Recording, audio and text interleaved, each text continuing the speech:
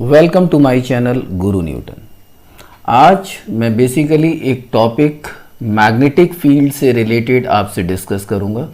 और magnetic field भी किसकी वजह से? It is due to a current carrying conductor. तो जैसा कि हमें पता है कि ऑस्टर्ड ने अपना एक्सपेरिमेंट किया था और उन्होंने ये बताया था कि कोई भी करंट कैरिंग कंडक्टर हो वो अपने चारों तरफ एक मैग्नेटिक फील्ड को प्रोड्यूस कर देता है। लेकिन अब मैग्नेटिक फील्ड कम है, ज़्यादा है, कितना है और किस टाइप का कंडक्टर है, उस कंडक्टर की शेप क्या है, उसकी वजह से मैग्नेटिक फील्ड क्या होगी, किस तरह से कैलकुलेट करेंगे। तो फ्रेंच साइंटिस्ट हैं बायोट एंड सेवर्ट। और बायोट और सेवर्ट ने अपना एक लॉ दिया। उन्होंने कुछ एक्सपेरिमेंट्स किए करंट कैरिंग कंडक्टर्स के ऊपर, मैग्नेटिक फील्ड फाइंड आउट की और अपने ऑब्जर्वेशन से कुछ कंक्लूजन ड्रॉ करके एक लॉ दिया और जिसको हमने कहा बायोट सेवर्ट लॉ। अब बायोट सेवर्ट लॉ बेसिकली हम कहाँ यूज करते हैं? इट इज यूज्ड, मैं पहले लिख देता हूं, बायोट सेवर्ट लॉ। अब बायोट सेवर्ट लॉ पर अगर हम बात करते हैं तो बायोट और सेवर्ट ये दो अलग अलग साइंटिस्ट हैं।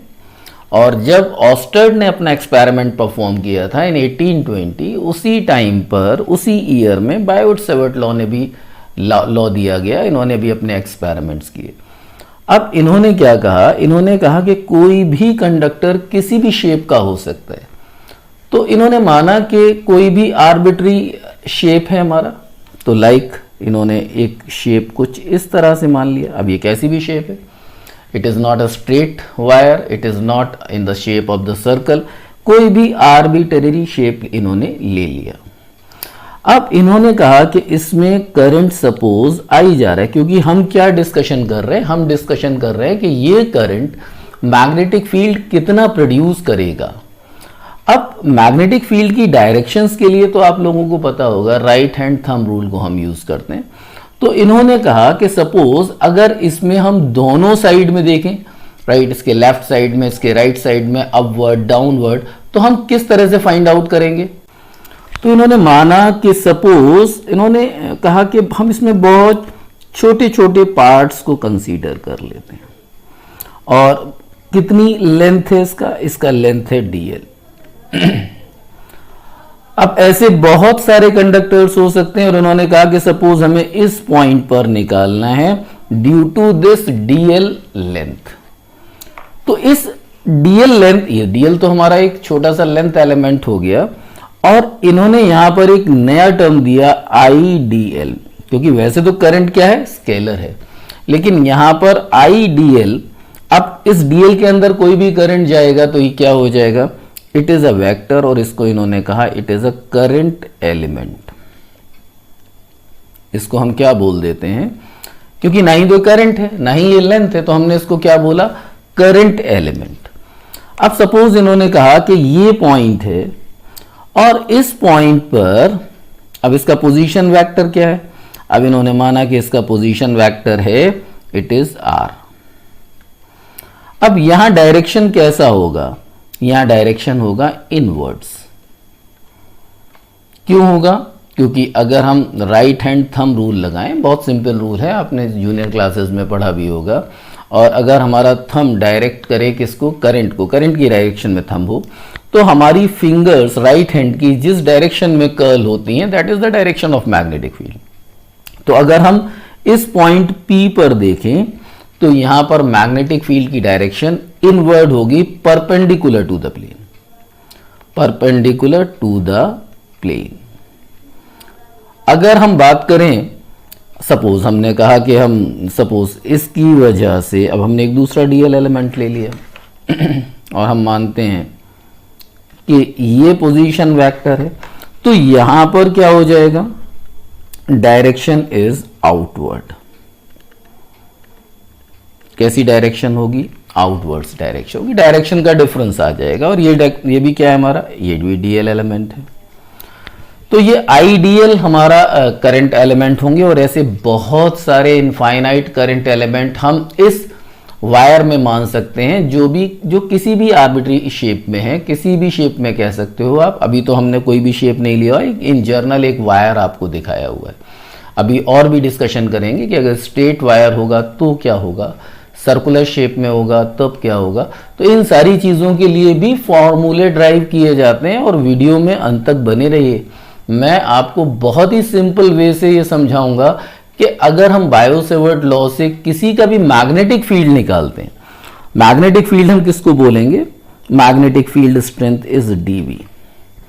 तो बहुत ही आसान तरीके से हम निकाल सकते हैं, हमें कहीं भी किसी डाउट में पड़ने की जरूरत नहीं है, कोई कंफ्यूजन नहीं लेना है। तो इन्होंने क्या कहा, इन्होंने कहा कि whether this is point P और it is point Q, dB is directly proportional to the current I। सबसे पहले इन्होंने कहा कि करंट के डायरेक्ट प्रोपोर्शन में जितना हम करंट को बढ़ाते जाएंगे उतना ही मैग्नेटिक फील्ड की स्ट्रेंथ बढ़ता जाएगा। दूसरा इन्होंने अपना कंक्लूजन ड्रॉ किया कि this dB is inversely proportional to the square. अब जो भी हमारा पोजीशन वेक्टर है उसका जो भी मैग्नीट्यूड है, पोजीशन वेक्टर तो आप समझते ही होंगे, वेक्टर्स में है और बहुत ही इंपॉर्टेंट पार्ट है। अगर कुछ कंफ्यूजन्स और डाउट्स हों तो मैंने वीडियोस बनाए हुए हैं इसके ऊपर, आप जाकर मेरे चैनल पर देख सकते हैं। और अगर मेरे चैनल पर आप नए हैं तो प्लीज़ सब्सक्राइब कीजिए, आपको बहुत ही अच्छी जानकारी मिलेंगी और बहुत ही इजी मेथड्स में मैं चीज़ों को एक्सप्लेन करने में बिलीव करता हूँ। अब दूसरे पार्ट पर आ जाते हैं। तो यहाँ पर हमने कहा इट इज़ आर स्क्वायर। तीसरी चीज़ पर इन्होंने कहा it is directly proportional to this dl। अब देखिए वहाँ हमने कहा था IDL, यहाँ पर हम क्या बोल रहे हैं, I को हमने सेपरेट कर दिया, dl को हमने सेपरेट कर दिया। मींस जितनी लेंथ ज्यादा होगी उतनी ही मैग्नेटिक फील्ड की स्ट्रेंथ भी ज्यादा होगी। जितना करंट ज्यादा होगा, डायरेक्ट प्रोपोर्शन का मतलब हो जाता है, और इनवर्स प्रोपोर्शन का मतलब हो जाता है कि जितना R कम होगा हमारा उतनी ही मैग्नेटिक फील्ड की स्ट्रेंथ भी कम हो जाएगी। अब इसमें मेन पार्ट आया, दैट इज व्हाट, कि ये जो हमारा पोजीशन वेक्टर है ये इस dl एलिमेंट के साथ में क्या एंगल बनाता है। मानकर चलते हैं कि ये थीटा एंगल बनाता है। अब अगर ये थीटा एंगल बनाता है तो यहां पर भी हमने कहा it is directly proportional to sine of theta.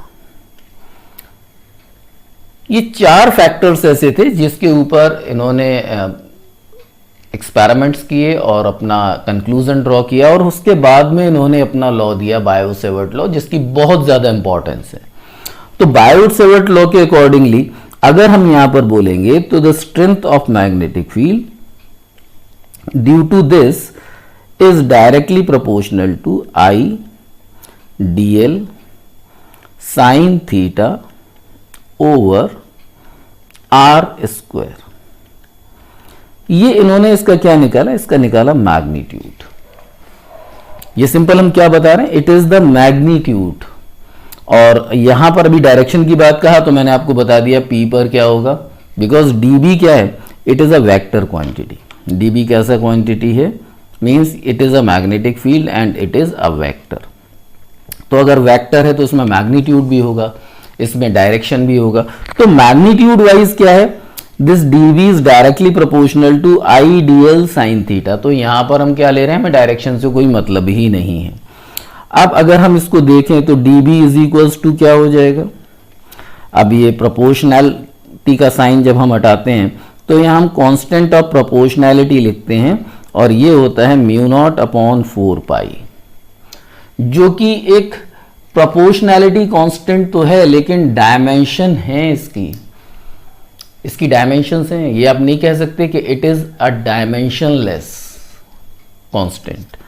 अभी मैं इसका भी डिफरेंस आपको बताऊंगा। बहुत बच्चों में डाउट रहता है कि भाई जितने भी कांस्टेंट्स हैं उन सब की डायमेंशंस नहीं होती, लेकिन हाँ कुछ ऐसे भी कांस्टेंट्स हैं जिनकी डायमेंशंस होती है। तो यहां पर अगर हम बात करेंगे तो this mu naught upon 4 pi is a constant of proportionality, but it is dimensional. अगर हम इसको बोलेंगे तो it is dimensional proportionality constant. खैर इस पर अभी हम बाद में बात करेंगे। तो it is I D L sine theta over R square. मैंने देखिए हर जगह यहां पर मैग्नीट्यूड को कंसीडर किया है, क्योंकि हमने डायरेक्शन के लिए किसको यूज किया है, डायरेक्शन को हमने यूज किया है राइट हैंड थंब रूल के लिए। अब अगर हम इसको कहें कि अगर वेक्टर फॉर्म में इसको हमें शो करना है, it is a vector quantity, तो अगर ये वेक्टर क्वांटिटी है तो अगर आप यहां कह सकते हैं, देखिए थोड़ा वेक्टर्स पे वर्कआउट करते हैं कि sine theta it is a scalar, sign theta तो स्केलर हो गया, आईडीएल इज अ वेक्टर, और अगर हम आर को कहें तो आर भी क्या है, आर इज अ वेक्टर। तो यहां पर हम कौन सा लॉ लगा रहे हैं भाई, दो हमें क्वांटिटी आप चाहिए, देखिए अगर हम वेक्टर क्वांटिटी मिलती है और एक से ज्यादा क्वांटिटीज अगर उसमें इन्वॉल्व है तो हम उसमें किसका यूज करते हैं, we use the cross product. जैसे कहते हैं ना ए और बी दो वेक्टर्स हैं, इनका क्रॉस प्रोडक्ट निकालेंगे तो थर्ड क्वांटिटी भी क्या निकल कर आएगी, वेक्टर। वेक्टर प्रोडक्ट भी जानना बहुत ज़रूरी है, इसकी इंपॉर्टेंस को समझना बहुत ज़रूरी है। और how to find, how we conclude, हम कैसे कंक्लूड करते हैं कि दो वेक्टर्स की एक जो तीसरी क्वांटिटी प्रोडक्ट करने से आ रही है वो भी वेक्टर होगी, तो उसका मैग्नीट्यूड क्या होगा। तो इसके लिए हम लिखते हैं ना, देखिए सी क्या हो जाएगा, अगर हम सी के मैग्नीट्यूड की बात करें तो it is A B sine theta. तो अगर कहीं वेक्टर क्वांटिटीज में जनरली हम यहीं से फाइंड आउट करते हैं, थोड़ा सा एक आइडिया लेते हैं, it is not a rule, लेकिन एक आइडिया लेने का तरीका है कि अगर साइन थीटा कंपोनेंट कहीं पर आ रहा है, इसका मतलब कहीं ना कहीं वेक्टर प्रोडक्ट होगा। तो अब यहां वेक्टर है तो किस चीज में वेक्टर होगा, म्यू नॉट अपॉन 4 पाई। देखिए अब यहां पर बात करते हैं, एक तो हमारा कंपोनेंट हो गया था आईडीएल, मैंने जो यहां लिखा हुआ है करंट एलिमेंट। दूसरा क्या है, अगर हम बात करें वेक्टर्स में तो that is your R. R क्या था, it is your position vector. तो अगर हम यहां पर निकाल रहे हैं मैग्नेटिक फील्ड तो it is what, it is the cross product of IDL and R. It is the cross product of IDL and R, और यहां पर होता है हमारे लिए it is R cube. Vector form में डिनोमिनेटर पार्ट में आर क्यूब आता है हमारे लिए। क्यों आया, अब देख लीजिए। अब मैं इसी चीज को समझा देता हूं, 1 मिनट में आपको पूरा कॉन्सेप्ट क्लियर होने जा रहा है। देखिए अब इसी रूल को लगा देते हैं, कि इस रूल को जो हमने क्रॉस प्रोडक्ट यहां पर लिखा हुआ है आपके लिए, ए क्रॉस बी इक्वल्स टू सी, ये वाला पार्ट जो हमने लिखा है, इसी चीज को हम यहां पर अप्लाई करते हैं। क्या करते हैं, it is your D B. अगर आप इसको लिखेंगे तो क्या आएगा, mu naught upon 4 pi I D L R sine theta over R cube. तो ये आर यहां पर कैंसिल हो जाएगा, क्या मिलेगा आपको, आर स्क्वायर। तो लौट कर हमारा वही लॉ आ जाता है, it is D B mu naught upon 4 pi I D L sine theta over R square. तो यही वो लॉ है जिसका हम यूज करते हैं बहुत सी जगह पर, बायोट सेवर्ट लॉ। आप किस तरह से यूज करते हैं, देखिए अब मैं सारी चीजें अगर एक ही वीडियो में बताता हूं तो वीडियो बहुत लंबा होता है।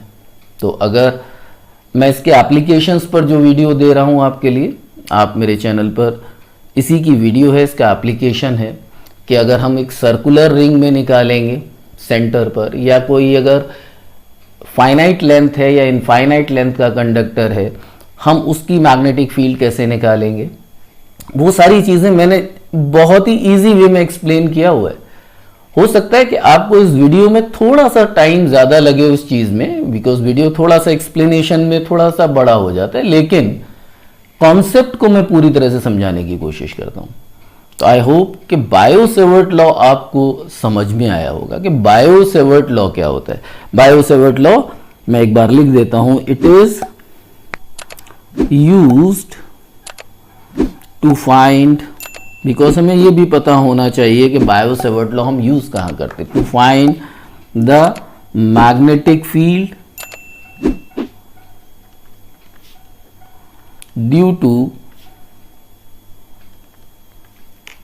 a current carrying conductor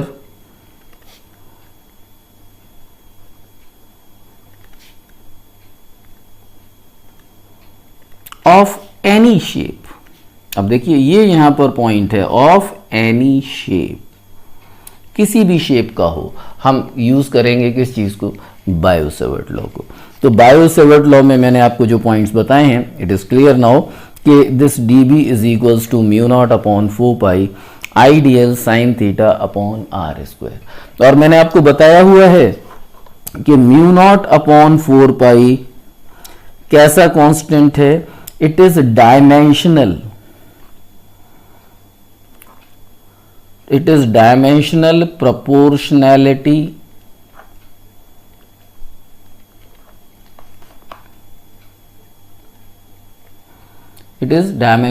proportionality constant. और इसकी वैल्यू तो हमें पता ही है कि म्यू नॉट अपॉन 4 पाई का जो वैल्यू होता है इट इज 10⁻⁻⁷। यूनिट आपको पता ही होगा, मैग्नेटिक फील्ड का यूनिट क्या होता है, यूनिट इज टेस्ला। इसका यूनिट क्या लिख देते हैं, यूनिट इज टेस्ला।